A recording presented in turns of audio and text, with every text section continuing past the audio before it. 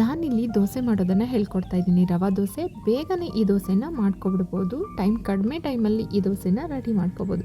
ಇದಕ್ಕೆ ಬೇಕಾಗಿರೋದು 1 ಕಪ್ ಆಗುವಷ್ಟು ಚಿರೋಟಿ ರವೆ, ಅರ್ಧ ಕಪ್ ಆಗುವಷ್ಟು ಅಕ್ಕಿ ಹಿಟ್ಟು, ಹಾಗೆಯೇ 1/4 ಕಪ್ ಆಗುವಷ್ಟು ಮೈದಾ.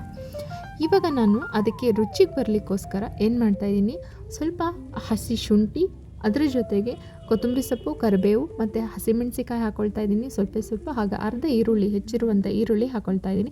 ಹಾಗೆ 1/4 ಟೀ ಸ್ಪೂನ್ ಆಗುವಷ್ಟು ಜೀರಿಗೆನ ಹಾಕ್ಕೊಳ್ತಾ ಇದ್ದೀನಿ. ಅರ್ಧ ಸ್ಪೂನ್ ಆಗುವಷ್ಟು ಉಪ್ಪನ್ನು ಹಾಕ್ಕೊಳ್ತಾ ಇದ್ದೀನಿ. ಇದಕ್ಕೆ ನೀರು ಹಾಕೋಬೇಕಾಗುತ್ತೆ. 3 ಕಪ್ ಆಗುವಷ್ಟು ನೀರನ್ನು ನಾನಿಲ್ಲಿ ಬಳಸ್ತಾ ಇದ್ದೀನಿ. 1 ಕಪ್ ರವೆಗೆ 3 ಕಪ್ ನೀರನ್ನು ಹಾಕ್ಕೊಳ್ತಾ ಇದ್ದೀನಿ ನಾನು. ಇವಾಗ ನೋಡಿ ಎಲ್ಲನೂ ಚೆನ್ನಾಗಿ ಮಿಕ್ಸ್ ಮಾಡ್ಕೋಬೇಕಾಗುತ್ತೆ. ಇದಕ್ಕೆ ಚಟ್ನಿ ತುಂಬ ಚೆನ್ನಾಗಿರುತ್ತೆ. ತೆಂಗಿನಕಾಯಿ ಚಟ್ನಿನ ಇದಕ್ಕೆ ಮಾಡ್ಕೋಬೋದು ನೀವು. ಅದರ ಜೊತೆಗೆ ಈಗೆಲ್ಲ 3 ಕಪ್ ನೀರಿನ ಜೊತೆಗೆ ನಾನಿಲ್ಲಿ ಇಂಗನ್ನು ಹಾಕ್ಕೊಳ್ತಾ ಇದ್ದೀನಿ. 1 ಚಿಟಿಕೆ ಆಗುವಷ್ಟು ಇಂಗನ್ನು ಹಾಕ್ಕೊಳ್ಳಿ. ಅದ್ರ ಟೇಸ್ಟೇ ಬೇರೆ ಆಗೋಗುತ್ತೆ. ತುಂಬಾ ರುಚಿಯಾಗಿ ಬರುತ್ತೆ ಇದು.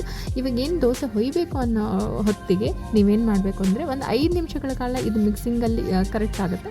ಅದಾದ ನಂತರ ಇನ್ನೂ ಗರಿ ಬೇಕು ಅಂತಂದರೆ ಒಂದೇ 1 ಸ್ಪೂನ್ ಆಗುವಷ್ಟು ಚಿರೋಟಿ ರವೆ ಎಕ್ಸ್ಟ್ರಾ ಹಾಕ್ಕೋಬೇಕಾಗುತ್ತೆ. ಅದು ಯಾವಾಗ ದೋಸೆ ಹೊಯ್ಬೇಕಾದ್ರೆ. ಆವಾಗ ಏನಾಗುತ್ತೆ, ನಿಮ್ಮ ದೋಸೆ ಗರಿ ಆಗಿ ಬರುತ್ತೆ. ದಿಢೀರಂತೆ ಒಂದು 10ರಿಂದ 15 ನಿಮಿಷ ಮಾತ್ರ ಟೈಮ್ ತೊಗೊಳುತ್ತೆ. ಒಳ್ಳೆ ರುಚಿಯಾದಂಥ ದೋಸೆ ರೆಡಿ ಆಗುತ್ತೆ. ಒಂದ್ಸಲ ಈ ರೆಸಿಪಿನ ಟ್ರೈ ಮಾಡಿ. ಹಾಗೆ ನನ್ನ ಚಾನಲ್ನ ಸಬ್ಸ್ಕ್ರೈಬ್ ಮಾಡಿ.